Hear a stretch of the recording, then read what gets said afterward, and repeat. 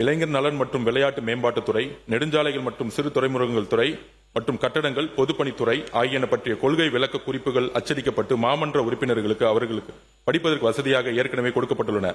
மின்னஞ்சல் மூலமாகவும் அனுப்பப்பட்டுள்ளன. கொள்கை விளக்க குறிப்புகள் தமிழிலும் ஆங்கிலத்திலும் மாண்புமிகு உறுப்பினர்களிடையே மேசையில் உள்ள சிறு கணினிலும் பதிவேற்றம் செய்யப்பட்டுள்ளன. அவற்றில் தமிழிலே கொடுக்கப்பட்டிருந்த கொள்கை விளக்க குறிப்புகளை நான் இந்த மாமன்றத்தில் படித்ததாக ஏற்று சட்டமன்ற பதிவேட்டில் பதிவு செய்து கொள்ள வேண்டும் என்று பணிவோடு கேட்டுக்கொள்கிறேன். மாண்புமிகு உறுப்பினர்கள் தங்கள் அரிய கருத்துக்களை தெரிவித்த பின்னர் என்னுடைய பதிலுரையில் அவற்றிற்கு விளக்கம் அளிக்கிறேன் என்பதை தெரிவித்துக் கொள்கிறேன்.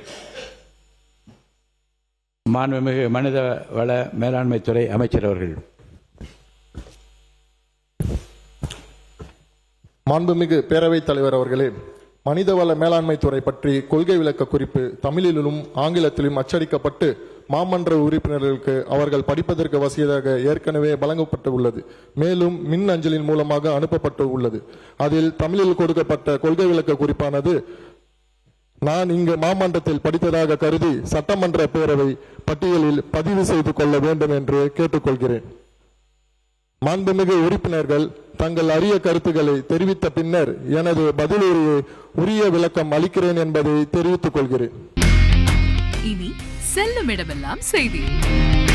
தந்தை டிவியின் வாட்ஸ்அப் சேனலை ஃபாலோ பண்ணினா செல்ல இருக்கும் இடமெல்லாம் செய்தி. இதோ QR கோட் இப்பவே ஸ்கேன் பண்ணுங்க, ஃபாலோ பண்ணுங்க.